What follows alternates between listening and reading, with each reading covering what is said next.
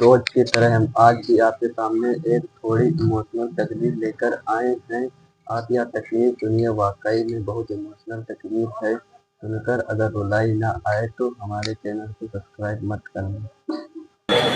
اللہ کے نبی صلی اللہ علیہ وسلم نے دیکھا ایک صحابی اٹھے، بھائی بہت سے لوگ نماز پڑھنے آتے تھے مسجد میں، ایک صحابی اٹھے اور وہ جانے لگے اپنے گھر کی طرف۔ جب وہ مسجد کے دروازے پر پہنچے، چپل اپل پہننے لگے، گھر کی طرف جانے لگے تو اللہ کے نبی نے تمام صحابہ کو مخاطب کر کے کہا، من سرہ ان ینظر الی رجل من اہل الجنۃ فلینظر الی ھذا، جو آدمی کسی جنتی آدمی کو دیکھ کر خوش ہونا چاہے وہ دیکھ لے، یہ جنتی آدمی جا رہا ہے۔ پیچھے مڑ کر صحابہ نے دیکھا تو وہ کون تھے؟ حضرت ابو سعید خدری رضی اللہ تعالیٰ عنہ۔ تمام صحابہ سوچنے لگے کہ اتنی لوگوں میں، اتنے صحابہ میں اللہ کے نبی نے انہی کو جنتی کیوں کہا؟ شاید کوئی عمل ہوگا۔ دوسرے دن پھر نماز پڑھائی اور دوسرے دن جب سلام پھیرا تو پھر وہی صحابی اٹھے اور جانے لگے۔ اللہ کے نبی نے دوسرے دن بھی کہا، جس نے جنتی آدمی نہ دیکھا وہ دیکھ لے، جنتی آدمی جا رہا ہے۔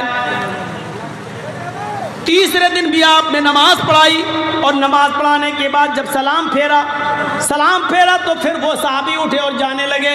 اللہ کے نبی نے کہا، جس نے جنتی آدمی نہ دیکھا ہو وہ دیکھ لے، یہ جنتی آدمی جا رہا ہے۔ صحابہ نے پھر پیچھے مڑ کے دیکھا تو وہی ابو سعید خدری۔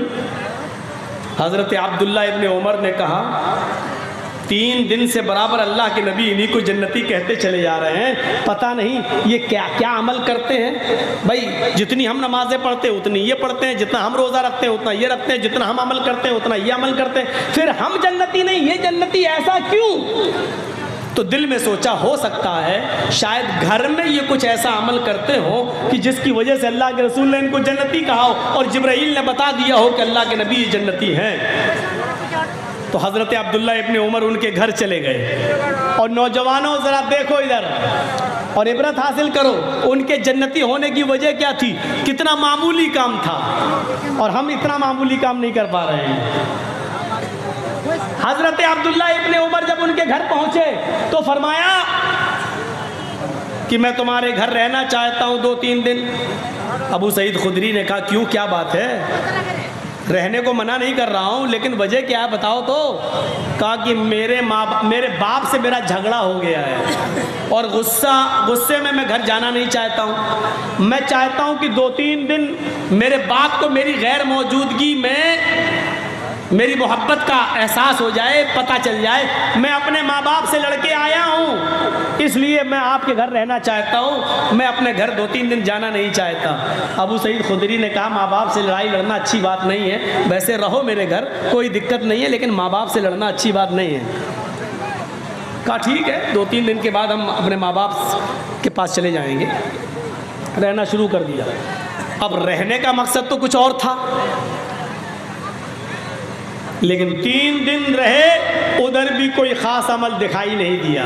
یا جتنا میں اپنے گھر میں نماز پڑھتا ہوں اتنا یہ بھی پڑھتے ہیں، تہجد کے علاوہ یہ کچھ پڑھتے ہی نہیں ہیں، تہجد کے علاوہ میں بھی کچھ نہیں پڑھتا۔ تو آخر کیوں اللہ کے رسول نے ان کو جنتی کہا؟ جب 3 دن پورے ہو گئے، جب یہ وہاں سے جانے لگے تو ابو سعید خدری نے کہا، کیا بات ہے، ماں باپ تو آئے نہیں تمہیں بلانے اور تم جا رہے ہو؟ فرمایا، اے ابو سعید خدری، میں اپنے ماں باپ سے ناراض ہو کر نہیں آیا تھا، میں نے آپ سے جھوٹ کہا تھا۔ اچھا، اور جب صحیح بات بتا دی تو اب جھوٹ کہاں رہ گیا؟ کہا میں تو صرف یہ دیکھنے آیا تھا کہ 3 دن آپ نے اللہ کے نبی کے پیچھے نماز پڑھی اور تینوں دن جب نبی نے سلام پھیرا تو آپ اٹھ کے چل دیے۔ اللہ کے نبی صلی اللہ علیہ وسلم تمہارے باہر نکلنے کے بعد فرماتے تھے کہ جنتی آدمی گیا ہے، جس نے جنتی نہ دیکھا وہ دیکھ لے، یہ جنتی ہے۔ میں نے دیکھا کہ تمہارا عمل ہم سے زیادہ نہیں ہے، شاید گھر میں کوئی عمل کرتے ہو، میں گھر میں تمہارا عمل دیکھنے کے لیے چلا آیا اور بہانہ یہ کیا کہ میرے ماں باپ مجھ سے ناراض ہیں، لیکن دیکھ یہ رہا تھا کہ آپ گھر میں کیا کرتے ہیں۔ آپ کا گھر میں بھی کوئی عمل ایسا نہیں ہے جو مجھ سے زیادہ ہو، جتنا آپ اپنے گھر میں کرتے ہیں اتنا میں بھی اپنے گھر میں کرتا ہوں، لیکن وجہ سمجھ میں نہیں آ رہی ہے۔ اللہ کے نبی نے آپ کو جنتی کہا، لیکن ہم لوگوں کو جنتی کیوں نہیں کہا؟ ابو سعید خدری کہتے ہیں واللہ عالم، اللہ ہی بہتر جانتا ہے، مجھے نہیں معلوم کہ اللہ کے نبی نے مجھے جنتی کیوں کہا ہے۔ ہمارا عمل تمہارے عمل سے کوئی زیادہ نہیں ہے، جتنا تم کرتے ہو اتنا میں بھی کرتا ہوں، لیکن ہاں شاید ایک چیز ہو، اب سنو وہ چیز، رام گھاٹ، رانی پترا، پورنیا اور ادھر ادھر سے آنے والوں، اب سنو وہ چیز، شاید ایک چیز جو میں کرتا ہوں وہ اور لوگ نہ کرتے ہوں۔ کا کیا؟ کہ اللہ کے نبی جیسے ہی نماز پڑھانے کے بعد سلام پھیرتے ہیں میں اپنے گھر چلاتا ہوں، سنتیں اپنے گھر پہ پڑھتا ہوں، میں مسجد میں نہیں پڑھتا، اپنے گھر پہ پڑھتا ہوں۔ عبداللہ ابن عمر کہتے ہیں یہ بھی نہیں، کیونکہ سنتیں تو میں بھی اپنے گھر پہ پڑھتا ہوں۔ پھر کہا کہ ایک عمل اور ہو سکتا ہے، کہا کیا؟ کہا میں نماز پڑھنے کے بعد مسجد سے فوراً نکل آتا ہوں اور اپنے گھر آ جاتا ہوں، میں نہ تو مسجد میں فضول بیٹھتا ہوں نہ بازار میں بیٹھتا ہوں، میرے کانوں نے آج تک اپنے کسی مسلمان بھائی کی غیبت نہیں سنی، اور میری زبان نے بھی آج تک کسی مسلمان بھائی کی غیبت نہیں کی، نہ میں کسی کی برائی اپنی زبان سے کرتا ہوں، نہ کسی کی غیبت اور برائی کو اپنے کانوں سے سنتا ہوں۔ عبداللہ ابن عمر کہتے ہیں بس اے ابو سعید خدری، شاید یہی عمل ہے تمہارا کہ تم کسی کی غیبت نہیں کرتے، کسی کی برائی نہیں کرتے، اور تم کسی کی برائی نہیں سنتے، شاید یہی عمل ہوگا۔ پھر یہ مسجد میں آئے اللہ کے نبی کے پاس اور کہا اللہ کے رسول، ہم نے ابو سعید خدری کے گھر میں بھی دیکھا، ہمارا عمل ان کا نہ تو باہر ہم سے زیادہ ہے، اور ان کا عمل ہمارے عمل سے نہ تو گھر میں زیادہ ہے نہ مسجد میں زیادہ ہے، پھر کیا وجہ ہے کہ آپ نے ان کو جنتی کہا ہے؟ انہوں نے مجھے یہ وجہ بتائی ہے۔ اللہ کے نبی کہتے ہیں ہاں اے میرے صحابیوں، ابو سعید خدری کے اندر یہی خوبی ہے کہ وہ نماز پڑھنے کے بعد پھر فضول نہ تو مسجد میں بیٹھتے نہ بازار میں نہ چوراہے پر، وہ کسی کی غیبت نہیں کرتے، کسی کی برائی نہیں کرتے، اور وہ کسی کی برائی بھی نہیں سنتے، کسی کی غیبت بھی نہیں سنتے۔ یہی وہ عمل ہے جس نے ابو سعید خدری کو جنتی بنا دیا ہے۔ مسلمانوں، جنت ہمیں بیٹھے بٹھائے مل سکتی ہے، بشرط یہ کہ ہم اپنے مسلمان بھائیوں کی برائی اپنے منہ سے کرنا چھوڑ دیں، اور اپنے مسلمان بھائیوں کی جہاں برائی ہو رہی ہے اس کو اپنے کانوں سے سننا چھوڑ دیں۔ جب کسی کی برائی ہو تو اٹھ کے چلے جائیں۔ سلیمان ابن یسار بہت بڑے تابعی گزرے ہیں، سلیمان ابن یسار بہت بڑے تابعی گزرے ہیں، ان کی برائی کسی نے حاکم وقت خلیفہ وقت سے کر دی، اور کہا خلیفہ وقت سے کہ سلیمان تمہیں بہت برا بھلا کہتا ہے۔ خلیفہ کو غصہ آ گیا اور سلیمان ابن یسار کو بلایا، ادھر آؤ۔ جی کیا بات ہے؟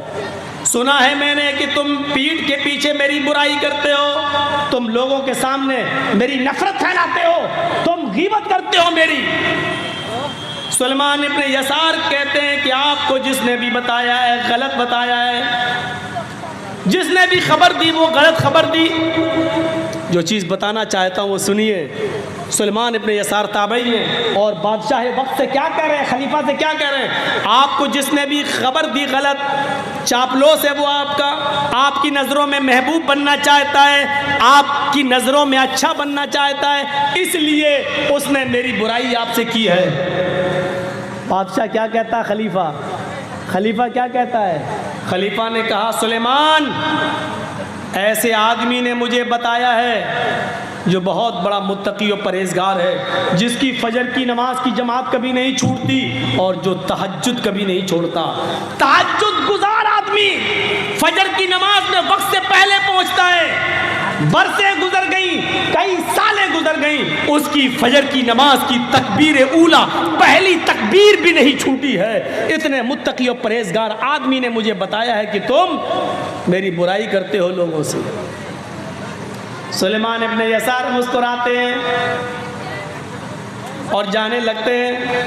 خلیفہ نے کہا بغیر جواب دیے ہوئے تم نہیں جا سکتے ہو۔ آئے سلیمان، بہت بڑے متقی اور پرہیزگار آدمی نے مجھے بتایا ہے، تہجد گزار اور فجر کی نماز کو پابندی سے پڑھنے والے آدمی نے مجھے بتایا ہے، متقی آدمی نے بتایا ہے کہ تم میری برائی کرتے ہو، میں نے آج تک اس کو جھوٹ بولتے ہوئے نہیں دیکھا، بڑا متقی آدمی ہے وہ، ہم اس کا نام نہیں لینا چاہتے ہیں، لیکن جس نے بھی تمہارے بارے میں مجھے خبر دی ہے وہ بہت نیک ہے، بہت متقی ہے۔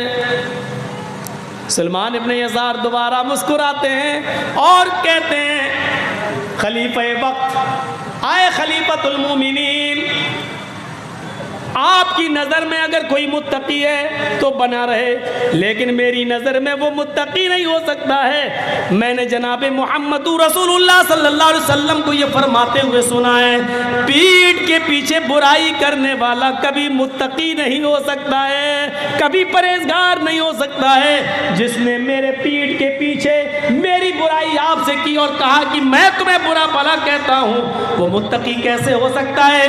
میں نے اللہ کے نبی صلی اللہ علیہ وسلم کی زبان سے سنا ہے، چغل خور کبھی متقی نہیں ہو سکتا ہے، پرہیزگار کبھی چغل خور غیبت کرنے والا چغل خور کبھی جنت کے اندر داخل نہیں ہوگا۔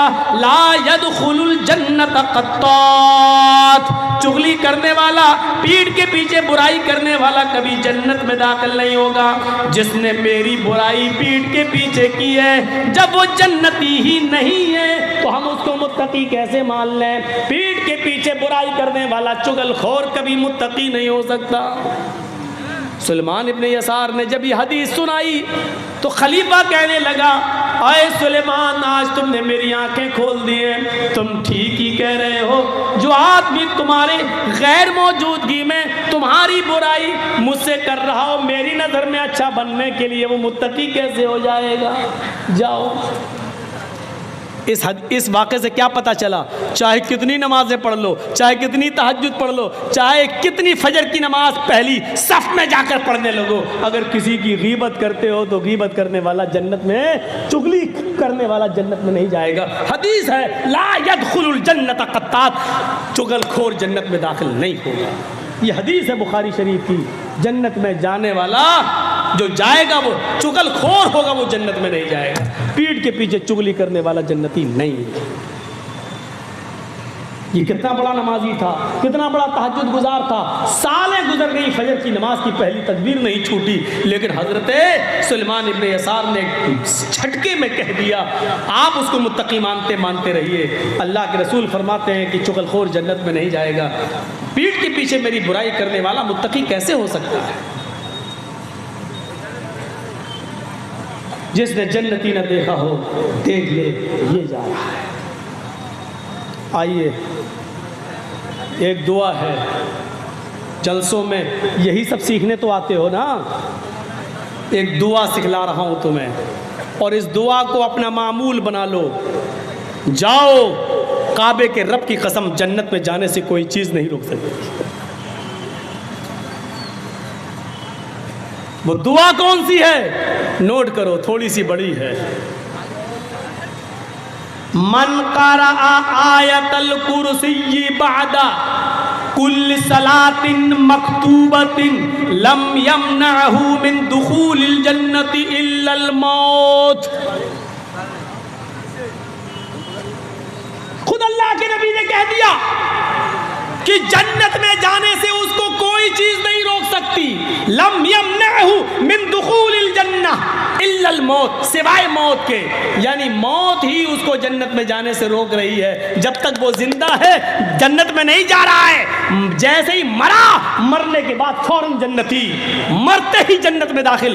وہ کون سی دعا ہے؟ فرمایا من قرأ آیت الکرسی بعد کل صلاۃ مکتوبہ، جس نے ہر فرض نماز کے بعد آیت الکرسی کو پڑھنا اپنا وظیفہ بنا لیا، یہ آدمی جب مرے گا تو جنت میں داخل ہوگا، اس کو جنت میں جانے سے سوائے موت کے اور کوئی چیز نہیں روک رہی۔ دل چاہتا ہے کہ آج کسی کو کھڑا کر کے آیت الکرسی پوچھوں اور یہ دیکھوں کہ مولانا جرجیز کے 20 سال جلسہ کرنے کا کتنا فرق پڑا ہے، 20 سال سے جو تقریریں ہو رہی ہیں ہماری، ان تقریروں کا کتنا اثر ہماری زندگی پر پڑا ہے۔ آج دل چاہتا ہے کہ کسی کو کھڑا کر کے پوچھوں آیت الکرسی۔ بہت سے لوگ سر نیچے کرنے لگے، ہمیں کھڑا نہ کر دیا جائے۔ ایک چیز سے ڈر لگتا ہے، بس کہ کھڑا کر کے کسی کو پوچھ لوں تو وہ یہ نہ کہہ دے کہ تیری نظر ہم ہی پہ پڑنا تھی اور کوئی نہیں ملا تجھے. بھرے مجمع میں مجھے کو انسلٹ کرنا تھا, میری بے عزتی کرانا تھی.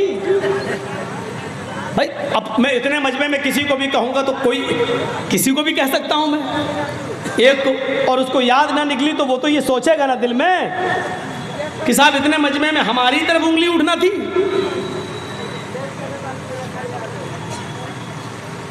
اس لیے ڈرتا ہوں کہ بیچارہ یہ نہ کہہ دے اور کل فون پہ گالی نہ دینے لگے, تو نے ہماری انسلٹ کر دی سب کے سامنے, کتنا بڑا مولوی ہے تو. آیت الکرسی کو یاد کریے, اور یاد نہ ہو تو ان مدرسے میں پڑھنے والے حافظوں سے عبرت حاصل کرو جو اتنی موٹی کتاب پورا قرآن اپنے سینے میں بنا دیکھے حفظ کر لیتے ہیں. تم ایک آیت یاد نہیں کر سکتے ہو, لمبی آیت ہے تو کیا ہوا, جو پورا قرآن یاد ہو سکتا ہے تو ایک آیت یاد کیوں نہیں ہو سکتی ہم سے. من قرأ آیت الکرسی بعد کل صلاۃ مکتوبہ, جس نے فرض نماز کے بعد آیت الکرسی پڑھنا شروع کیا. اب آیت الکرسی پڑھنے سے ہی جنت تھوڑی مل جائے گی, آیت الکرسی کو شرط کے ساتھ بیان کیا, فرض نماز کے بعد جس نے پڑھنا اپنا وظیفہ بنایا.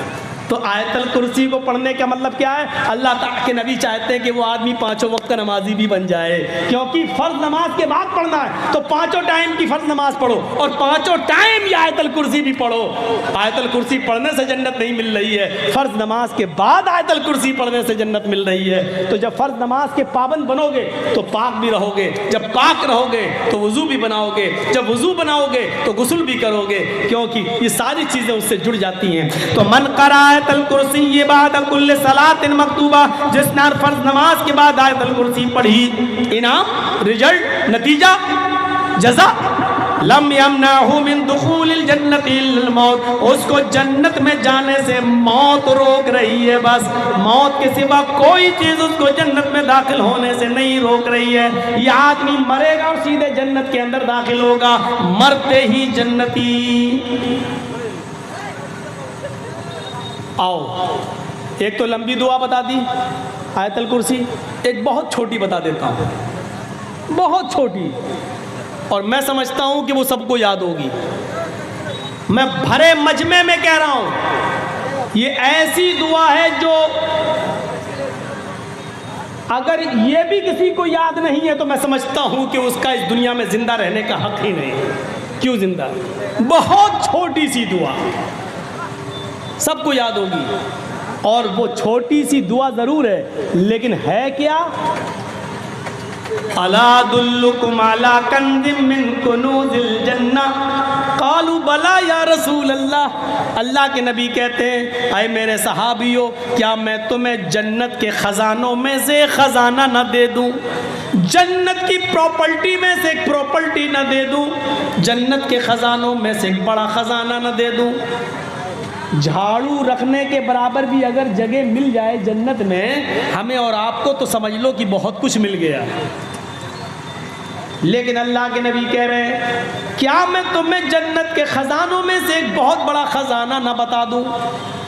صحابہ نے کہا کیوں نہیں, اے اللہ کے نبی بتاؤ کیا ہے وہ جنت کے خزانوں میں سے بڑا خزانہ. اللہ کے نبی فرماتے ہیں قل لا حول ولا قوت الا باللہ. یہ کس کو یاد نہیں ہے لا حول ولا قوت الا باللہ. فرمایا کہ تم لا حول ولا قوت الا باللہ اڑتے بیٹھتے لیٹتے سوتے جاگتے کھاتے پیتے چلتے پھرتے اسی کو پڑھ لیا کرو, لا حول ولا قوت الا باللہ کہتے رہو. یہ جنت کے خزانوں میں سے ایک بہت بڑا خزانہ ہے, یہ جنت کے خزانوں میں سے ایک بہت بڑا خزانہ, جنت کی دولت میں سے ایک بہت بڑی دولت ہے. لا حول ولا قوت الا باللہ کس کو یاد نہیں ہے میرے بھائیوں, لیکن اس کو پڑھنے کے لیے آپ کو باوضو رہنا پڑے گا, چلتے پھرتے اٹھتے بیٹھتے آپ کو لا حول ولا, یہ لا حول ولا قوت الا باللہ کو ہم بہت برا سمجھتے ہیں. کوئی بات نہیں لا حول ولا قوت, ایسا لگتا ہے جیسے یہ دعا نہیں بلکہ بد دعا ہو, حالانکہ یہ دعا ہے. حی علی الصلاۃ, آؤ نماز کی طرف.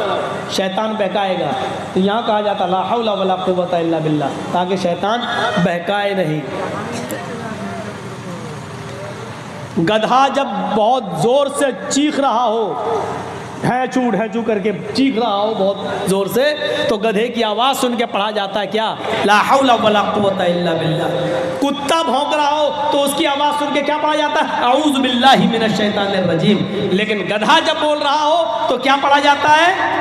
गधा जब आवाज़ कर रहा हो, डेंग रहा हो, डीक मार रहा हो, तो ला हौला वला कुव्वता इल्ला बिल्लाह। लेकिन ये सिर्फ गधे के चीखने पर ही नहीं पढ़ी जाएगी, बल्कि आप इसको पढ़ते रहिए। उठ रहे हैं, ला हौला वला कुव्वता इल्ला बिल्लाह, ला हौला वला कुव्वता इल्ला बिल्लाह, ला हौला वला कुव्वता इल्ला बिल्लाह। उठते बैठते लेटते सोते जागते खाते पीते चलते फिरते ला हौला वला कुव्वता इल्ला बिल्लाह को अपना वजीफा बना लो।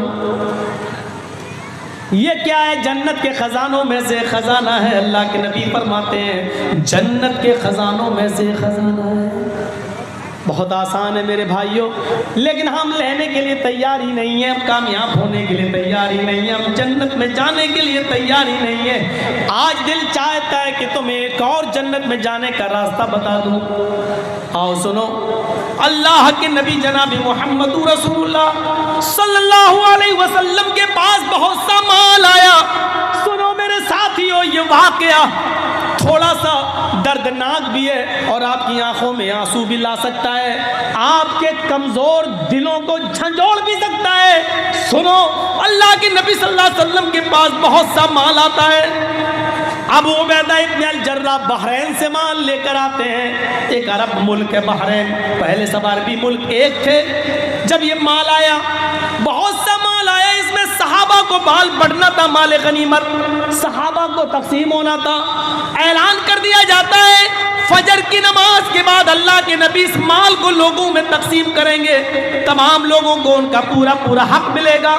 हजरत आयशा ने फरमाया, अय अल्लाह के नबी, क्या आपका भी हिस्सा है? आपने फरमाया हाँ, इस माल गनीमत में सबका हिस्सा है। आयशा, मुझे भी हिस्सा मिलेगा। हजरत आयशा कहती हैं, अय अल्लाह के नबी, 15 दिन से मेरे घर में चूल्हा नहीं जला, 15 दिन से चूल्हा नहीं जला।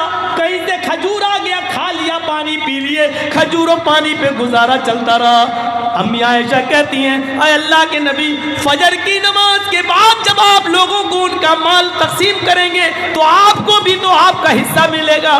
फरमाया हाँ, मुझे भी मेरा हिस्सा मिलेगा। अल्लाह के नबी फरमाते, आयशा, चूल्हा संभाल लो, लकड़ियां रख लो, चूल्हे की पुताई उताई कर लो, जो करना कर लो। कल हमारे घर पे ही गोश्त पकेगा, कल सालन हमारे घर में भी बनेगा। फजर की आजान की आवाज आती है, हजरत बिलाल फजर की आजान देते हैं। अल्लाह के नबी सल्लल्लाहु अलैहि वसल्लम जब मस्जिद के अंदर दाखिल होते हैं तो क्या देखते हैं? आज मस्जिद नबी खचाखच भरी हुई है। सहाबा ने मस्जिद नबी को पहले से भर दिया है। आज से पहले कभी इतनी जल्दी मस्जिद नहीं भरी गई। आज फजर की नमाज से पहले लोग मस्जिद में आ गए, खचाखच मस्जिद भरी हुई है। अल्लाह के नबी सल्लल्लाहु अलैहि वसल्लम ने इतने नमाजियों को आज देखा तो पहले मुस्कुरा दिए हैं, लेकिन फौरन आपकी मुस्कुराहट खत्म हो गई। फरमाया, ओ, अब पता चला कि तुम क्यों आए हो, शायद सुन लिया है फजर की नमाज के बाद माल तकसीम होगा। साहबा हंसने लगे, हाँ, दिल के कितने साफ थे। हाँ, अल्लाह के रसूल, ऐलान हुआ था फजर के बाद अल्लाह के नबी माल तकसीम करेंगे, इसलिए हम लोग चले आए, वरना अपने अपने मोहल्ले और कबीले की मस्जिदों में भी नमाज पढ़ सकते थे, लेकिन माल में हमारा हक है, हमें मिलेगा। अल्लाह के नबी ने माल तकसीम करने से पहले जो फरमाया वो सुनिए। अल्लाह के नबी फरमाते हैं, लोगों, मुझे अपने इंतकाल के बाद तुम्हारे शिर्क में और बिदातों में मुब्तला होने का डर नहीं है। मेरे इंतकाल के बाद तुम शिर्क करने लगोगे या बिदातों में मुब्तला हो जाओगे, मुझे इस बात का खौफ नहीं है। आज तुमने सुन लिया कि हजरत अबू उबैदा इब्न अल जर्राह माल लाए, माल लेने के लिए तुम फजर की नमाज से پہلے مسجد میں آ گئے, آج ہم نے مال کی محبت تمہارے اندر دیکھی ہے, اب مجھے ڈر لگتا ہے میرے انتقال کے بعد یہ مال کی محبت تمہیں کہیں دین سے دور نہ کر دے, اسلام سے دور نہ کر دے, دین سے بیزار نہ کر دے, دین سے تمہیں کوسوں دور نہ کر دے, یہ مال کی محبت تمہیں دین سے دور نہ کر دے. خوش رہو, خوش ہونا چاہیے, یقیناً تمہیں تمہارا حصہ ملے گا, لیکن آج مال کی محبت تمہیں کھینچ کے لے آئی ہے. مجھے ڈر ہے کہ میرے انتقال کے بعد آنے والے زمانے میں, بعد میں آنے والے لوگ کہیں مال کی محبت میں اپنا اسلام نہ خرچ کر دیں, اپنا اسلام ختم نہ کر دیں, اپنا دین نہ بھول جائیں. بعد میں آنے والے لوگ کہیں مال کی محبت میں دین سے دور نہ ہو جائیں. اس کا جیتا جاتا نقشہ آج دیکھا جاتا ہے. دیکھ لیجئے لوگ دین سے اتنے دور ہو چکے ہیں, اتنے دور, اور مال و دولت کی محبت میں اتنے غرقاب ہو چکے ہیں کہ اللہ کے نبی نے فرمایا قیامت اس وقت تک نہیں آئے گی جب تک تم اپنی آنکھوں سے یہ زمانہ نہ دیکھ لو. کون سا؟ قیامت اس وقت تک نہیں آئے گی جب تک تم اپنی آنکھوں سے یہ زمانہ نہ دیکھ لو. کون سا؟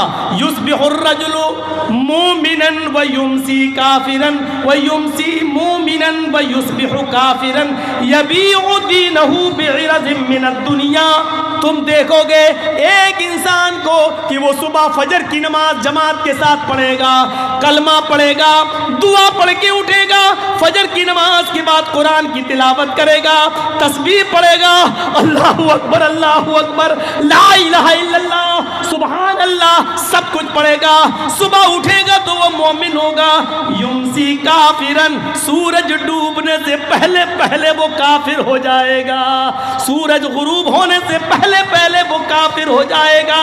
شام کو ایک آدمی کو تم دیکھو گے کہ وہ حالت ایمان میں وہ رات گزارے گا, مغرب پڑھے گا, عشاء پڑھے گا, آیت الکرسی پڑھے گا, تسبیح و تحلیل پڑھ کر بستر پہ سوئے گا, حالت ایمان میں وہ سوئے گا.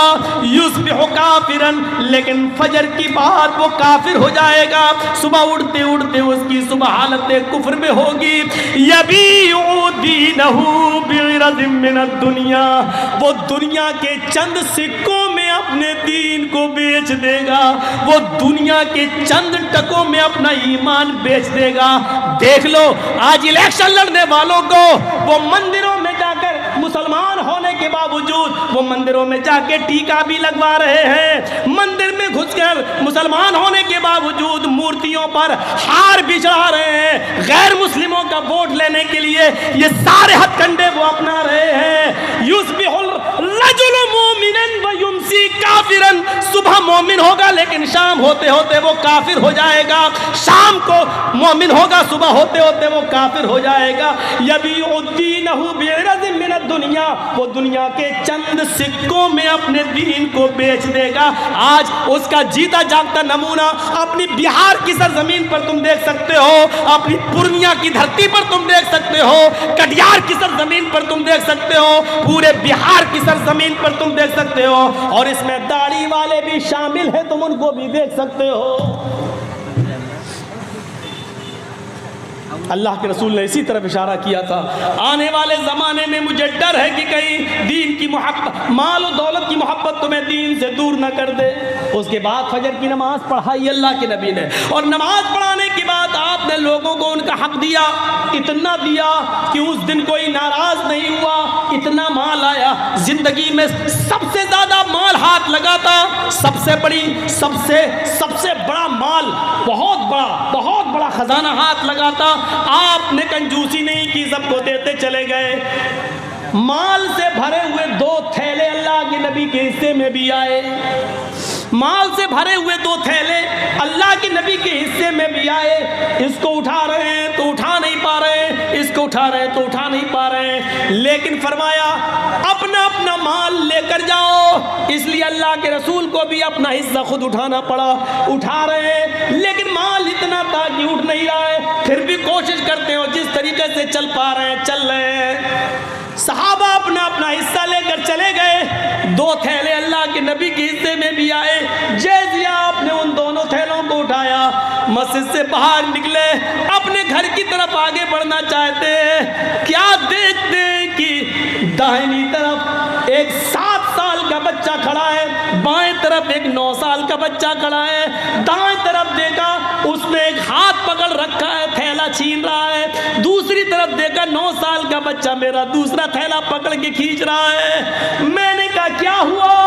उसने कहा 7 साल का बच्चा, अल्लाह के नबी मेरा बाप इस दुनिया से इंतकाल कर गया है, मेरी माँ कमाने के लायक नहीं है, मैं यतीम हूँ। दूसरी तरफ नजर दौड़ाई, वो कहने लगा अल्लाह के नबी मेरी माँ इस दुनिया से रुखसत हो चुकी है, मेरा बाप बूढ़ा हो चुका, वो कमाने के लायक नहीं, मैं भी यतीम हूँ। एक ने कहा मेरा बाप नहीं, दूसरे ने कहा मेरी माँ नहीं। अल्लाह के नबी सल्लल्लाहु अलैहि वसल्लम ने फिर देखा तो 7 साल का बच्चा कहता कि मेरे घर में 5 दिन से चूल्हा नहीं जला।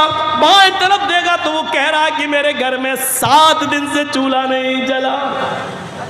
हाथों की गिरफ्त ढीली पड़ गई। आपने कहा बेटे ये थैला तुम ले जाओ। दूसरा थैला आपने लिया और कहा बेटे ये तुम ले जाओ। दोनों बच्चे अपने सर पर थैला लाद कर ले जा रहे हैं। अल्लाह के नबी सल्लल्लाहु अलैहि वसल्लम उनको देख रहे हैं और उस वक्त तक उन दोनों बच्चों को देखते रहे जब तक कि वो दोनों बच्चे नबी की आंखों से ओझल नहीं हो गए, वो दोनों बच्चे नबी की आंखों से दूर नहीं हो गए। अल्लाह के नबी उन दोनों बच्चों को देखते रहे। जब वो खुद ओझल हो गए तब आप घर गए, दरवाजे को दस्तक दी। अम्मा आयशा ने दरवाज़ा खोला, हंसते हुए देखा है। अल्लाह के नबी ने कहा अस्सलामु अलैकुम। आयशा जवाब देती है वालेकुम अस्सलाम। अल्लाह के रसूल मेरे शौहर मेरे सरताज खाली हाथ गए, खाली हाथ वापस। आप तो अपना हिस्सा लाने वाले थे, क्या हुआ? आयशा इधर आओ, बिस्तर पर बैठ जाओ। बैठ गई। कहा आयशा रास्ते में 2 यतीम बच्चे मिल गए, माल बहुत मिला था, आज हमारे घर में चूल्हा जलता, लेकिन 2 यतीम बच्चों ने मेरा रास्ता रोक लिया। एक का बाप नहीं, एक की माँ नहीं, एक के घर में 5 दिन से चूल्हा नहीं जला, एक के घर में 7 दिन से नहीं चला। मैंने एक थैला इसको दे दिया, एक इसको दे दिया, दोनों बच्चे अपने अपने घर ले गए। अम्मी आयशा कहती हैं ठीक है अच्छा किया, लेकिन दोनों थैलों में से एक एक 2-2 मुट्ठी निकाल लेते तो आज मेरे घर में भी चूल्हा जल जाता। मैं कहाँ कह रही हूँ कि आपने गलत किया, लेकिन जब माल बहुत था तो थोड़ा थोड़ा निकाल लेते, 2-2 मुट्ठी एक एक मुट्ठी निकाल लेते तो आज मेरे घर में भी रोटी पक जाती, आज मेरे घर में भी सालन पक जाता। अल्लाह के नबी फरमाते हैं आयशा मैंने सोचा कि निकाल लूँ थोड़ा थोड़ा, लेकिन फिर सोचा कि 5 दिन से चूल्हा नहीं, इसके 7 दिन से नहीं, मैं नियत कर चुका था कि मैं पूरा पूरा यतीम बच्चों को दे दूंगा, फिर मैंने अपनी नियत को तोड़ना गवारा नहीं किया। हजरत आयशा कहती है ठीक है कोई बात नहीं, लेकिन फिर भी थोड़ा सा निकाल लेते तो अच्छा होता। तो अल्लाह के नबी ने अब जो जवाब दिया वो जवाब ये था आयशा यतीमी मैंने देखी है तुमने नहीं, आयशा यतीमी मैंने देखी है तुमने नहीं। आयशा तुम्हारे बाप अबू बकर आज भी जिंदा हैं, आयशा तुम्हारी माँ आज भी जिंदा हैं, तुमने यतीमी नहीं देखी है। यतीमी का दर्द मुझसे पूछो, जब मैं अपनी माँ के पेट में था 7 महीने का था, अभी 9 महीने पूरा होने में 2 महीने बाकी थे, मेरा इस दुनिया में आने में 2 महीने का वक्त बाकी था। मेरा बाप मुझे मेरी माँ के पेट में छोड़ के दुनिया छोड़ के चला गया। जब मैं बाहर आया मैंने इस संसार में, मैंने इस दुनिया में, मैंने मक्के की फिजा में जब खुली सांस ली तो बड़ा होने के बाद पता चला कि मेरे पैदा होने से 2 महीने पहले ही मेरा बाप इस दुनिया से चला गया। आयशा यतीमी का दर्द मुझसे पूछो, जब मैं 6 साल का हुआ मेरी माँ मुझे अपने ननियाल, मेरे ममियाल या ननियाल लेकर गई, मुझे मेरे माँ और नाना के घर लेके गई। जब मैं लौट के वहाँ से वापस आ रहा था मेरी माँ मेरी उंगली पकड़ के मुझे चला रही थी। मकाम अबुआ, रास्ते में एक मकाम पड़ता है, वही मेरे बाप की कब्र थी। मेरी माँ कहती है بیٹے چلو تمہیں تمہارے ابو کی قبر دکھاتی ہوں۔ میری ماں نے جب مجھے میرے باپ کی قبر دکھائی اسی وقت میری ماں بھی اپنے شوہر کی جدائی برداشت نہ کر پائی اور اسی وقت وہ بیٹھ گئی قبر پر۔ بیٹھتے ہی اس کو اٹیک پڑتا ہے اور میری ماں کی روح قبض سے انصری سے پرواز ہو جاتی ہے۔ عائشہ ایسا دن کبھی دیکھا ہوگا کہ ابھی اپنے باپ کی قبر دیکھ رہا ہوں اپنی آنکھوں سے، ابھی رو کر آنکھیں خشک بھی نہیں ہوئی، پلٹ کے دیکھا تو ماں کو بھی مرا ہوا پایا، پلٹ کے دیکھا تو ماں بھی اس دنیا سے چلی گئی۔ یعنی باپ کی قبر کو دیکھ کر ابھی پلٹا بھی نہیں تھا کہ ماں بھی مجھے چھوڑ کے چلی گئی۔ یتیمی کا درد میں نے دیکھا ہے عائشہ۔ جب مجھے میرے دادا نے پالا اور جب میں 8 سال کا ہوا تو میرا دادا بھی مجھے چھوڑ کے چلا گیا۔ یتیمی کا درد میں نے دیکھا ہے، تم نے نہیں، اس لیے کسی یتیم بچے کا حصہ لینا میں نے گوارا نہیں کیا، اپنا سارا مال یتیموں کو دے دیا۔ حضرت عائشہ فرماتی ہیں وہ تقریباً زوال کا وقت تھا جب اللہ کے نبی صلی اللہ علیہ وسلم نے مجھے یہ بتایا، اس کے بعد آپ لیٹ گئے، تھوڑی دیر کے بعد زوال کا وقت ختم ہوتا ہے، ظہر کا وقت لگ جاتا ہے۔ حضرت بلال نے اذان دی، اللہ کے نبی نے وضو بنایا اور وضو بنانے کے بعد مسجد میں جب ظہر کی نماز پڑھانے کے لیے گئے تو آپ نے نماز پڑھانے کے بعد ان دونوں یتیم بچوں کا دماغ میں بھرا ہوا تھا، یتیم بچوں کے بارے میں وہ آپ کے ذہن میں تھا۔ آپ نے وہاں لوگوں کو بتایا، لوگوں انا وکافل الیتیمی فی الجنتی کہاتین، انا وکافل الیتیمی فی الجنتی کہاتین۔ لوگوں قیامت کے دن میں اور پڑوسیوں کو پرورش کرنے والا، میں اور پڑوسیوں کو اور یتیموں کو کھلانے پلانے والا، قیامت کے دن میں اور یتیموں کی پرورش کرنے والا، یتیم بچوں کو پالنے پوسنے والا، یتیم بچوں کا خیال رکھنے والا، قیامت کے دن ہم دونوں جنت میں ایسے رہیں گے۔ پھر آپ نے ان دونوں انگلیوں کو ملا لیا، ان دونوں انگلیوں کو ملا لیا اور فرمایا ہم دونوں ایسے رہیں گے جیسے یہ دونوں انگلی ملی ہوئی ہیں، یعنی یتیموں کی پرورش کرنے والا قیامت کے دن میرا پڑوسی بن کر رہے گا، میرا پڑوسی بن کر رہے گا۔ تو میرے بھائیوں ایک راستہ یہ بھی ہے جنت میں جانے کا، یتیموں کی پرورش کی جائے، یتیموں کو کھلایا پلایا جائے، یتیموں کے سر پہ ہاتھ پھیرا جائے، یتیم بچوں کو ڈھونڈا جائے، یتیم بچوں کو تلاش کیا جائے، ان یتیم بچوں کی پرورش کا الگ انتظام کر دیا جائے، تو یہ جنت میں جانے کا ایک راستہ ہے اور کامیاب مومن کی ایک پہچان یہ بھی ہے۔ کہاں ہے ہمارے پاس ایک راستہ بتایا اللہ کے نبی نے، صحابہ کے درمیان بیٹھے ہوئے فرمایا من اصبح منکم اليوم صائما، آج تم لوگوں میں سے کوئی روزے سے ہے؟ ابو بکر نے اشارہ کیا، اللہ کے رسول میں روزے سے ہوں۔ آپ نے کہا اچھا۔ من اطعم منکم اليوم مسکینا، کیا تم میں سے کسی نے آج کسی فقیر کو کھانا کھلایا ہے؟ ابو بکر صدیق نے ہاتھ اٹھایا، کہا اللہ کے رسول میں روزے سے ہوں، میرے حصے کا کھانا بچا تھا اس لیے میں نے دوپہر میں ایک مسکین کو ایک فقیر کو کھانا بھی کھلا دیا۔ اللہ کے نبی نے کہا اچھا من تبع من عاد منکم اليوم مریضا، تم میں سے کسی نے آج کسی مریض کی عیادت کی ہے؟ کوئی ہے جس نے کسی مریض کی عیادت کی ہو؟ حضرت ابو بکر صدیق اٹھے، کہا ہاں ہمارے گاؤں میں ایک آدمی بیمار تھا، میں اس کی عیادت کے لیے بھی گیا ہوں۔ اے اللہ کے رسول میں نے مریض کی عیادت کی ہے، اس کی تیمارداری کی ہے، اس کو دیکھنے کے لیے میں گیا تھا۔ اللہ کے نبی نے پوچھا من تبع منکم اليوم جنازۃ، کیا آج کوئی کسی جنازے میں بھی شامل رہا؟ کیا کوئی ایسا بھی ہے جس کے ہاں کسی کا انتقال ہوا ہو اور وہ قبرستان تک اس کے ساتھ رہا ہو، جنازے میں اس کے پیچھے پیچھے گیا ہو؟ ابو بکر ہی اٹھتے اور کہتے کہ اللہ کے رسول میرے علاقے میں ایک انسان ایک آدمی کا انتقال ہو گیا، میں اس کے گھر گیا، میں نے اس کو غسل دیا، میں نے اس کو کفن بھی پہنایا، میں نے اس کی جنازے کی نماز بھی پڑھائی، قبرستان میں گیا، میں قبر میں اترا، میں نے اس کو اتارا بھی، میں نے اس کو مٹی بھی دی، میں قبرستان تک ساتھ بھی گیا۔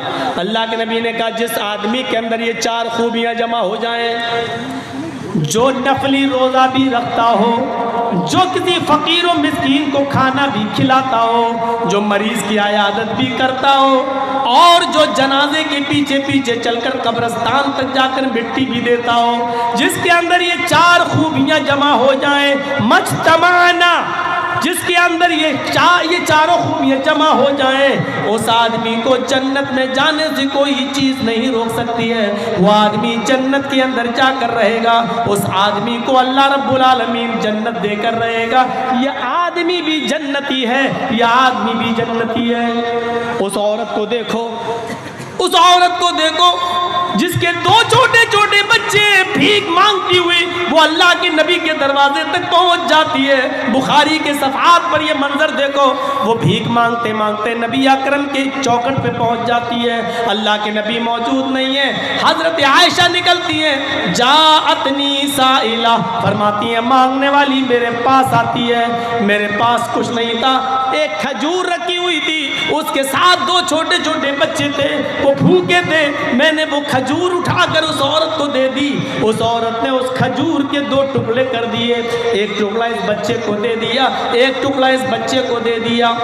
دونوں بچوں نے کھجور اپنی اپنی کھا لی، آدھی اس نے آدھی اس نے، اور اس عورت نے پانی پی اور چل دی۔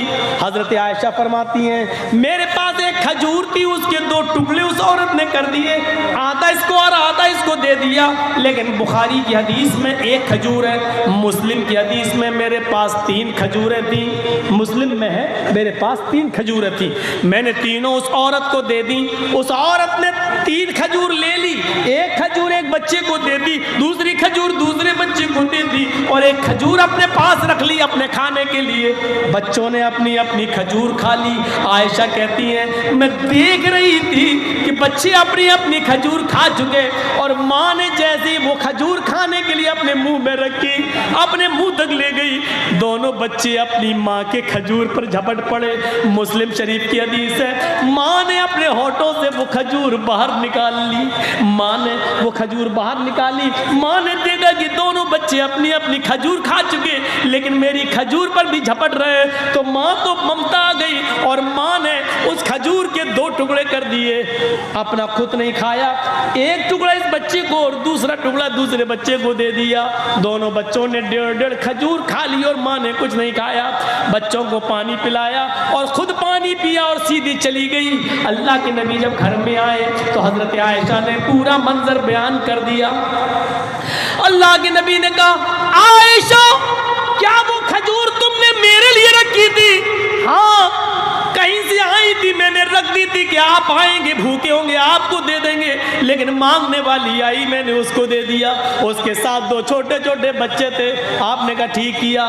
اللہ کے نبی اس عورت نے خود نہیں کھایا، اپنا کھجور بھی 2 ٹکڑے کر کے اپنے بچوں کو دے دیا۔ اچھا عائشہ کیا تم نے یہ منظر اپنی آنکھوں سے دیکھا ہے؟ ہاں عائشہ کیا اس عورت نے خود نہیں کھایا؟ نہیں کھایا۔ کیا اپنا کھجور بھی آدھا آدھا کر کے دونوں بچوں کو دے دیا؟ ہاں اللہ کے رسول۔ دیکھو عائشہ سچ بتانا، قیامت کے دن تمہیں گواہی دینا پڑے گی۔ فرمایا ہاں اے اللہ کے نبی میں سچ بتاتی ہوں، میں نے اپنی آنکھوں سے دیکھا ہے۔ عائشہ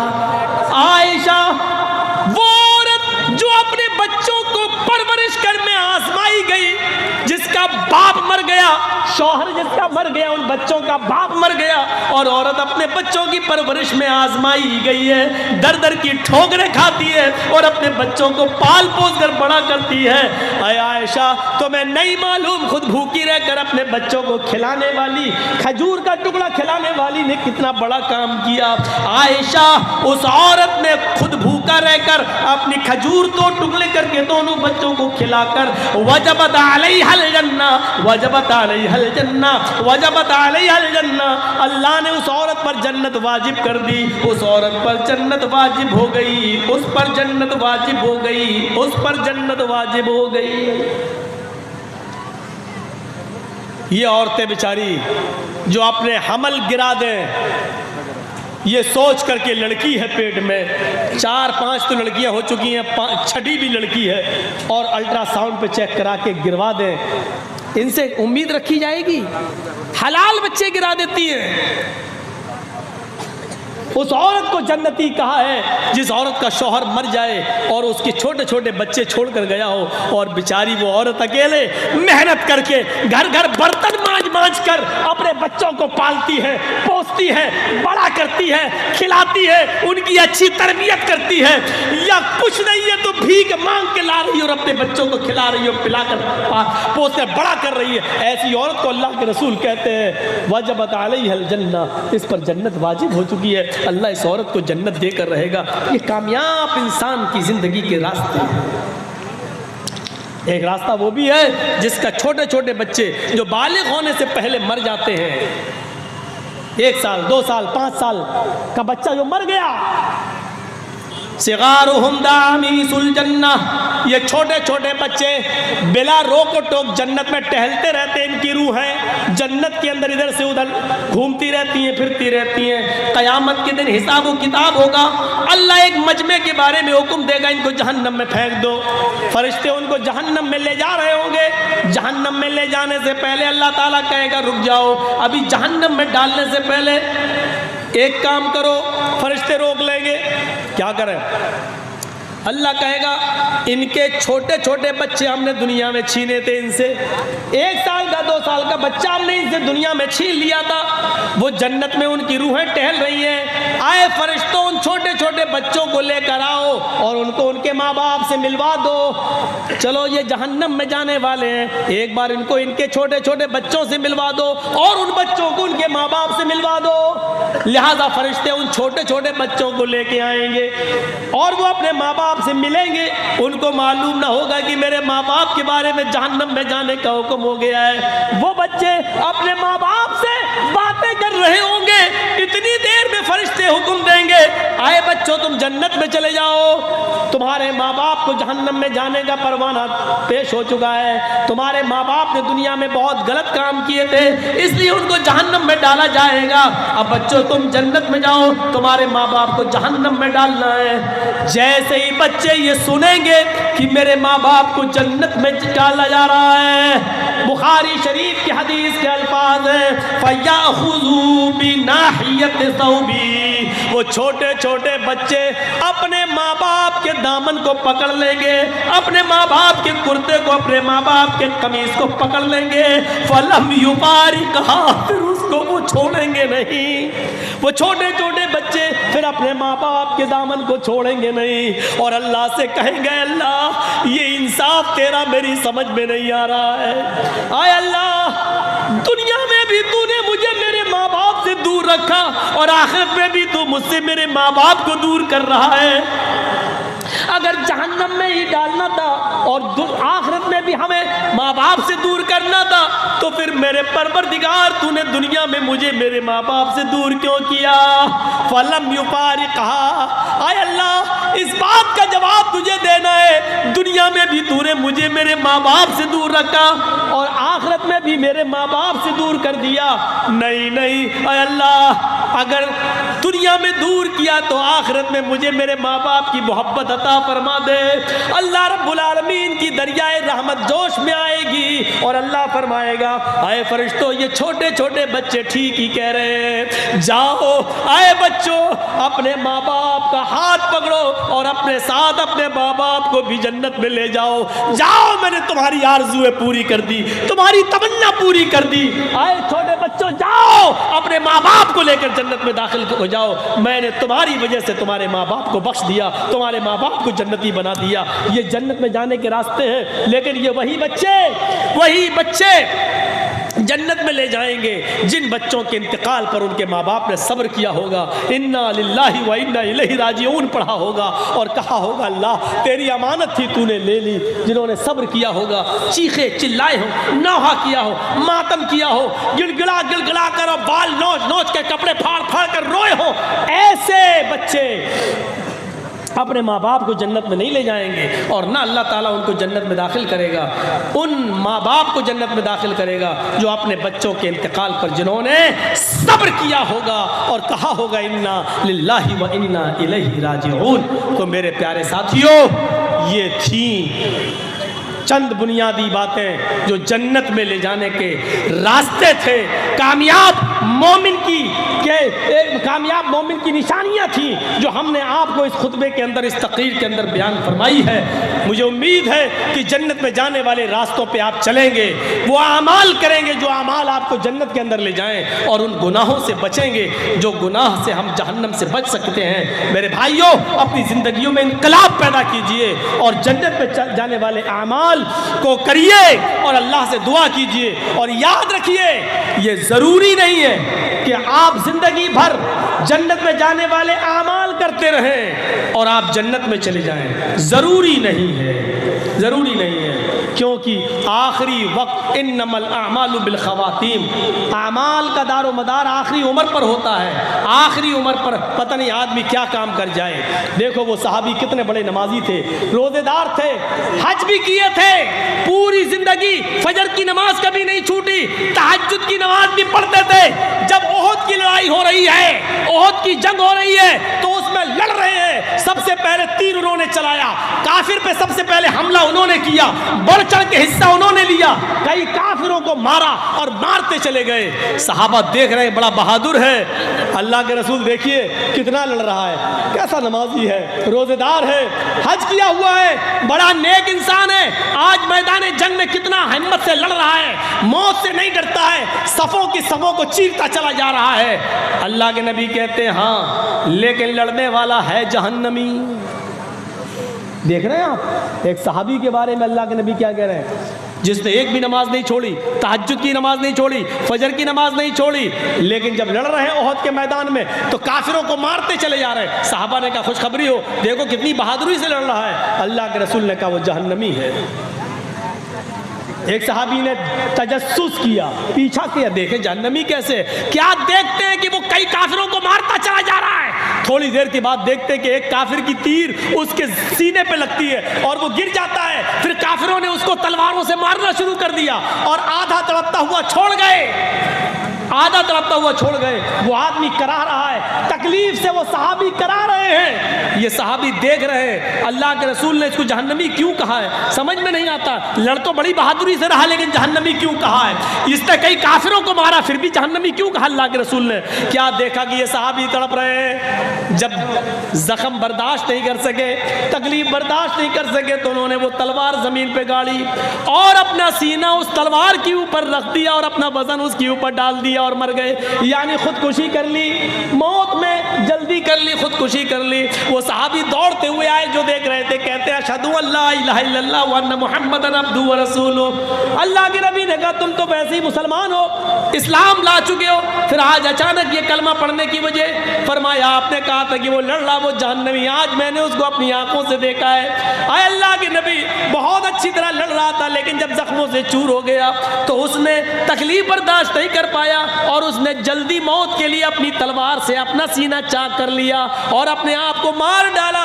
اللہ کے نبی فرماتے ہیں کہ ایک آدمی زندگی بھر نیک عمل کرتا ہے یہاں تک کہ اس کے جنت میں جانے میں ایک ہاتھ کی دوری رہ جاتی ہے، ایک بالشت کی دوری رہ جاتی ہے، لیکن یہیں سے اللہ اس کی نیت کو بدل دیتا ہے، اس کا دل کا ارادہ بدل دیتا ہے اور وہ آدمی پھر گناہ کے کام کر جاتا ہے، جہنم میں چلا جاتا ہے۔ دیکھیے یہ صحابی جنتی ہوتے ہوتے رہ گئے اور جہنم میں چلے گئے۔ میرے بھائیوں غور کرو، کیونکہ انہوں نے خودکشی کر لی۔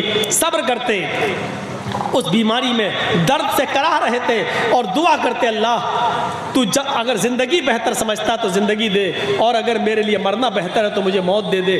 اگر یہ دعا کرتے اور تکلیف برداشت کرتے اور جلدی نہیں کرتے، تلوار سے اپنا سینہ چاک نہیں کرتے تو آج جنتی ہوتے، لیکن دیکھیے زندگی بھر نیک عمل کیا پھر بھی جہنم میں چلے گئے، آخری وقت میں غلط کام کر گئے۔ تو ضروری نہیں ہے، کوشش کریے کہ آخری وقت ہماری زبان سے لا الہ الا اللہ نکل جائے۔ من کان آخر کلامہ لا الہ الا اللہ دخل الجنہ، جس کی زبان سے آخری جملہ لا الہ الا اللہ نکلا وہ جنت میں جائے گا۔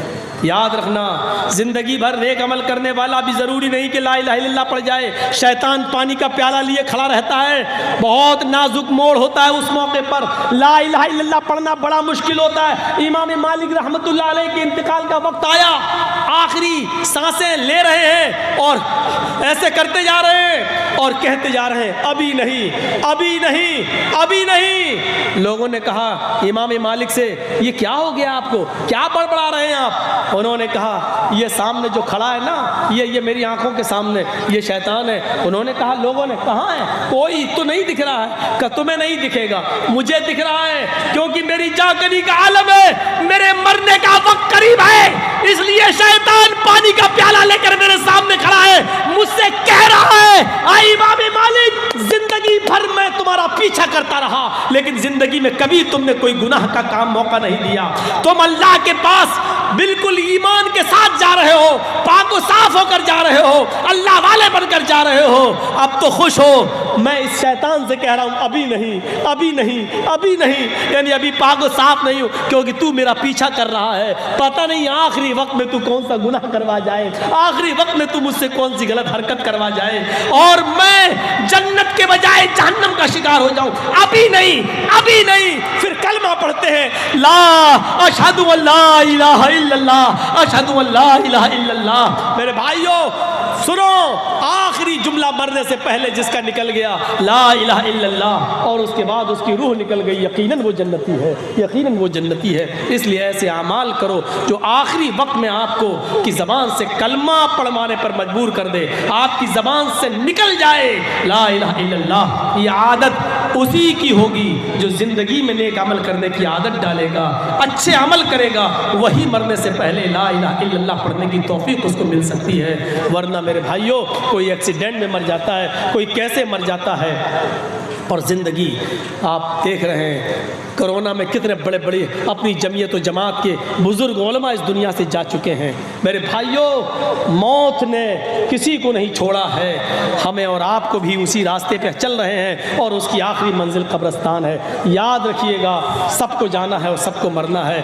مال و دولت کی محبت ہونی چاہیے لیکن اتنی نہیں جو ہمارے دین کو ہم سے چھین لے.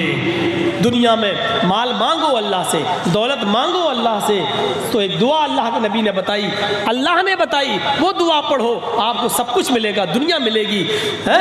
آپ دعا مانگو اللہ سے ربنا آتنا فی الدنیا حسنہ وفی الآخرۃ حسنہ وقنا عذاب النار. آپ کو دنیا بھی ملے گی, آخرت بھی ملے گی, مال و دولت بھی ملے گی, آخرت کی نیکیاں بھی ملیں گی. آپ دنیا بھی کماؤ اور آخرت بھی کماؤ, ایسے عمل اس دنیا میں کرو لیکن صرف دنیا کمانے کے چکر میں آخرت کو برباد مت کیجیے. مجھے کل لمبا سفر کر کے لال بتخانی کی طرف جانا ہے. میرے بھائیوں وہاں کے لوگ آ بھی چکے ہیں, اب میں اس سے آگے نہیں بڑھ سکتا. اللہ تبارک و تعالیٰ سے دعا کرتا ہوں کہ بار الہ ہم تمام مسلمانوں کو دین پر چلنے کی توفیق عطا فرمائے. امام کے ساتھ ایک آدمی اگر دوران نماز دوسرا آدمی آ جائے تو امام آگے بڑھے گا یا وہ مرد پیچھے ہٹے گا جو امام کے ساتھ کھڑا تھا؟ سن لیجئے, بہت اہم مسئلہ ہے, سنیے, تھوڑا بیٹھ جائیے آپ لوگ. اب پھر ڈسٹرب کرنے لگے آپ لوگ, کل سے تو ویسے بھی نہیں لگانے دیں گے ہم اور آپ پھر ڈسٹرب کر رہے ہیں. ایک بات سن لیجئے, یہ طریقہ ہمارے یہاں بہت غلط چل رہا ہے. سنیے, یہ طریقہ ہمارے یہاں بہت غلط چل رہا ہے. اور وہ طریقہ کیا ہے, جیسے ہم نماز پڑھ رہے ہیں اللہ اکبر, اب وہ آدمی آیا ہمارے پیچھے سے, اب اس کو معلوم ہے, چھوڑ دیجئے, اب اس کو معلوم ہے بھیا چپ رہیے یار, آپ تھوڑا سا رک جائیے, تو گاڑی چوری ہو گئی تو ہو گئی. اب اس کو کوئی کیا کر لے گا بھائی, جب حفاظت نہیں ہے تو کیا کر لے گا, جس کے نصیب میں تھی ہو گئی. بھائی ایک گاڑی چوری ہو گئی ہے, چور دے دے گا, موبائل دیتا نہیں گاڑی دے دے گا. جلسے میں اب تک 10 جوتے میرے چوری ہو چکے ہیں, میرے ہو چکے ہیں بھائی. اور جو لے گیا وہ کہنے لگا مولانا جرجیز کا جوتا پہنیں گے جنت میں چلے جائیں گے. بتائیے, چور اس نیت سے آ رہا ہے, کیا کریں گے آپ؟ ابھی اعلان بعد میں ہو جائے گا. امام کے ساتھ ایک آدمی ہے, اگر دوران نماز دوسرا آدمی آ جائے تو امام آگے بڑھے گا یا وہ مرد کو پیچھے ہٹے گا؟ دیکھیے, بہتر یہ ہے کہ امام کو آگے کر دیا جائے, پیچھے کسی کو کھینچنا یہ زیادہ مناسب نہیں. طریقے دونوں جائز ہیں, دونوں بہتر ہیں، لیکن علامہ ابن تیمیہ رحمۃ اللہ علیہ نے لکھا ہے، اور فتح الباری میں حافظ احمد ابن حجر العسقلانی نے لکھا ہے، اور صالح العثیمین کا فتویٰ یہ ہے کہ جو آدمی پیچھے آ رہا ہے وہ امام کو اشارہ کر دے، امام آگے بڑھ جائے اور وہ اس کے پاس اس کے ساتھ کھڑا ہو جائے، لیکن آگے دیوار ہے، امام آگے جا نہیں سکتا ہے، تو پھر ایسی صورت میں وہ مقتدی کو پیچھے کھینچ لے۔ دوسری چیز ایک چیز یہ بتانا تھی، ایک بار ایسا کہ میں اکیلے نماز پڑھ رہا ہوں، اللہ اکبر، اب میں اکیلے نماز پڑھ رہا ہوں، بہت سے لوگ کیا کرتے ہیں پیچھے سے آئے اور وہ ہمارے بغل میں کھڑے ہو گئے، اللہ اکبر، وہ بھی پڑھنے لگے۔ ان کو یہ معلوم نہیں ہے کہ ہم فرض پڑھ رہے ہیں کہ سنت پڑھ رہے ہیں، کون سی پڑھ رہے ہیں، وہ آگے کھڑے ہو گئے۔ ایک بات یاد رکھیے گا، کسی کے پیچھے آپ نماز پڑھ رہے ہیں اس میں امام کی اپنی مرضی شامل ہونا چاہیے کہ وہ امام بننا چاہتا بھی ہے کہ نہیں۔ ہم اکیلے نماز پڑھ رہے ہیں اور آپ آ گئے ہمارے ساتھ، شریک ہو گئے، اللہ اکبر، آپ نے ہمارے بارے میں جانا بھی ہے کہ ہم امام بننا بھی چاہتے کہ نہیں۔ نماز پڑھنا تو ہمارے لیے ضروری ہے، لیکن ہمارا دل گوارا نہیں ہوتا کہ ہم امام بنیں، بہت بڑی ذمہ داری ہے۔ تو بہتر یہ ہے کہ آپ الگ نماز پڑھ لیجئے، اس کے ساتھ شریک مت ہوئیے، آپ اپنی الگ پڑھیے، وہ الگ، کیونکہ امام کی رضامندی ضروری ہے۔ وہ امام بننے کے لیے راضی ہے یا نہیں؟ مسجد کا امام راضی ہوتا ہے، ہم لوگ بہت سے لوگ ہیں جو اس کے پیچھے نماز پڑھتے ہیں تو امام راضی ہے، تبھی تو وہ آگے بڑھتا ہے۔ جب آگے بڑھ کے نماز پڑھا رہا ہے تو وہ راضی ہے نماز پڑھانے کے لیے، اس کے پیچھے آپ پڑھ جائیے۔ لیکن ہم اکیلے نماز پڑھ رہے ہیں اور آپ آئے وضو بنا کے ہمارے ساتھ کھڑے ہو گئے، یہ طریقہ صحیح نہیں ہے، کیونکہ آپ کو پتہ نہیں ہے کہ ہم امامت کے لیے راضی ہیں بھی یا نہیں ہیں۔ تو جب تک رضامندی نہیں ہو ہماری، تب تک آپ ہمارے پیچھے کھڑے نہیں ہو سکتے ہیں۔ کسی ایک امام کی ساری باتوں کو ماننا کیسا ہے؟ ساری باتوں کو ماننا، اگر ساری باتیں قرآن و حدیث کے مطابق ہے تو ساری باتوں کو ماننا صحیح ہے، اور ساری باتیں اگر قرآن و حدیث کے خلاف ہے تو ایک بھی بات ماننا صحیح نہیں ہے۔ یہ تو عجیب مسئلہ ہے یار، کون آدمی نے کیا ہے؟ کسی ایک امام کی ساری باتوں کو ماننا کیسا؟ ساری باتیں تو مانی نہیں جا سکتی ہیں۔ ہم نے جو تقریر کی، میری ساری باتیں نہیں مانی جا سکتی ہیں۔ چاروں امام اس دنیا میں آئے، کتنے بڑے بزرگ تھے، لیکن ان کی ساری باتیں نہیں مانی جا سکتی ہیں۔ جو بات قرآن و حدیث سے ملے گی اس بات کو مانا جائے گا، اور جس کی بات قرآن و حدیث سے نہیں ملے گی اس کی بات کو نہیں مانا جائے گا۔ نماز میں رفع الیدین کرنا کیسا ہے؟ سنت ہے۔ 400 صحابہ کی معتبر روایتیں موجود ہیں، رفع الیدین کی 400 مرفوع حدیث موجود ہے۔ یہاں تک کہ نبی اکرم کے انتقال کے بعد بھی جن صحابہ نے نماز اللہ کے رسول صلی اللہ علیہ وسلم کی نماز کے بارے میں بتایا، انہوں نے بتایا کہ اللہ کے رسول کی آخری نماز بھی ایسی تھی جس میں وہ رفع الیدین کرتے تھے۔ رفع الیدین منسوخ نہیں ہوا، رفع الیدین اللہ کے رسول صلی اللہ علیہ وسلم کی زندگی میں آخری نماز تک رہا ہے۔ نماز میں آمین کہنا کیسا ہے؟ میں سمجھتا ہوں کہ اب ان مسائل کی ضرورت نہیں ہے، یہ بھی سنت ہے۔ اللہ کے رسول صلی اللہ علیہ وسلم نے فرمایا کہ اذا قال الامام غیر المغضوب علیہم ولا الضالین فقولوا آمین، جب تمہارا امام کہے غیر المغضوب علیہم ولا الضالین تو تم کہو آمین۔ امام زور سے کہتا ہے غیر المغضوب علیہم ولا الضالین مغرب عشاء فجر میں، تو تمہیں بھی زور سے کہنا ہے مغرب عشاء فجر میں۔ امام آہستہ کہتا ہے ظہر اور عصر میں، تو تمہیں بھی آہستہ کہنا ہے ظہر اور عصر میں۔ زیر ناف ہاتھ باندھنا کیسا ہے؟ میں سمجھتا ہوں کہ اس وقت ان مسائل کو مت اٹھایا جائے، کیونکہ یہ اس وقت امت کو جوڑنے کی ضرورت ہے۔ جہاں سینے پہ ہاتھ باندھنا، ناف کے نیچے ہاتھ باندھنا، ان مسائل پہ چرچے ہونا چاہیے، لیکن آپس میں بیٹھ کر، مل کر، بیٹھ کر سنجیدگی کے ساتھ جلسوں میں اب اس قسم کی باتیں نہیں آنی چاہیے، اور اس قسم کے مسئلے بیان کر کے میرے بھائیوں فتنہ کھڑا نہیں کرنا چاہیے۔ یہ سب چیزیں غلط ہیں۔ حالانکہ آمین اور رفع الیدین کی بات بھی نہیں پوچھنا چاہیے۔ یہ ساری باتیں ہماری پرانی تقریر یوٹیوب پہ آپ سن سکتے ہیں، دیکھ سکتے ہیں۔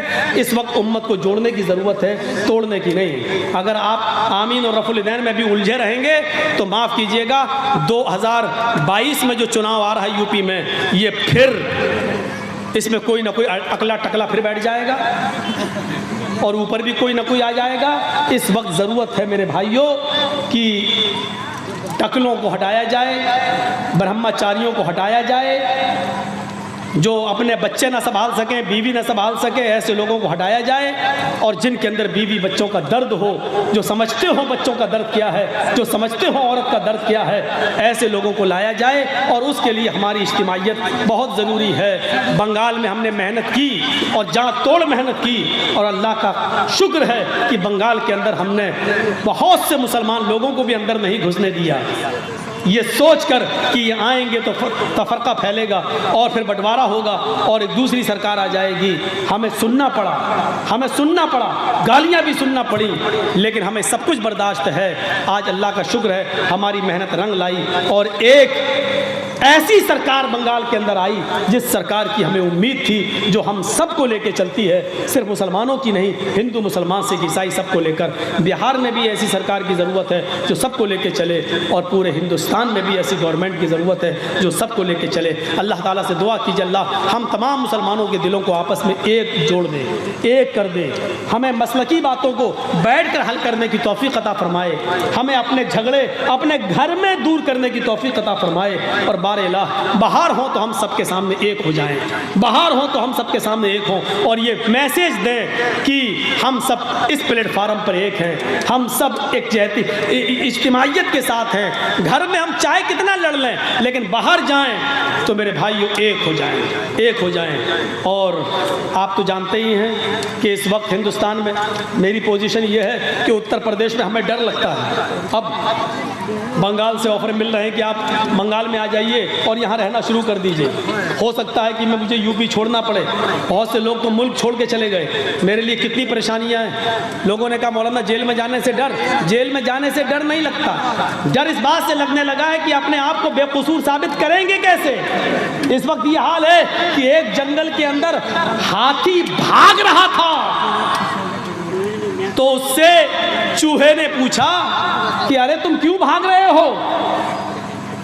तो हाथी ने कहा कि सुना नहीं, जंगल में ऐलान हो गया है कि जो भी भैंस पकड़ी जाए, जो भी भैंस जंगल में मिले उसको पकड़ो और काट डालो, खत्म कर दो। तो चूहे ने कहा तुम भैंस थोड़ी हो, तुम तो हाथी हो, तुम क्यों भाग रहे हो। उसने कहा अगर हमको पकड़ लिया तो 20 साल तो ये साबित करने में लग जाएगा कि मैं हाथी हूँ, जबकि मैं हूँ, लेकिन 20 साल ये साबित करने में लग जाएगा कि मैं भैंस नहीं हूँ, मैं हाथी हूँ। तो ये सूरत हाल है। आज देख लीजिए क्या है, मौलाना कलीमुद्दीन साहब को गिरफ्तार कर लिया गया। क्या था उनके अंदर, और यही मीडिया थी जिसने मरकज़ निज़ामुद्दीन के इमाम को और कितने बड़े मौलाना साद साहब को कितना उछाला, कोरोना बम ये सब कहकर। लेकिन सारे जो मीडिया ने उछाला, सारी हवाई फायरिंग देख लीजिए कैसी निकली। तो ये मीडिया है, किसको क्या कर दे। हमारे बारे में भी कैसा उछाला था, ममता का मौलाना भागा फिर रहा है, यूपी छोड़ा है, किस बिल में छिपा है। जबकि मैं प्रोग्राम कर रहा हूं। तो इस वक्त मीडिया को आपको एक होना है, मीडिया को सबक सिखाना है और ऐसी सरकार को बनाने की कोशिश करना है जो हिंदू और मुसलमान सबको लेके चले। अल्लाह ताला हम सब के दिलों को मजबूत फरमाए, हम सबको एक करे, हम सबको इत्तेफाक और इत्तेहाद के प्लेटफार्म पर कायम फरमा दे। अल्हम्दुलिल्लाहि रब्बिल आलमीन। अस्सलामु अलैकुम व रहमतुल्लाहि व बरकातहू। और ऐसी ही तकरीर सुनने के लिए हमारे चैनल को सब्सक्राइब कीजिए और बेल आइकन को प्रेस कीजिए। हम आपके सामने ऐसी ही तकरीर रोज लाते रहेंगे। Thank you for watching.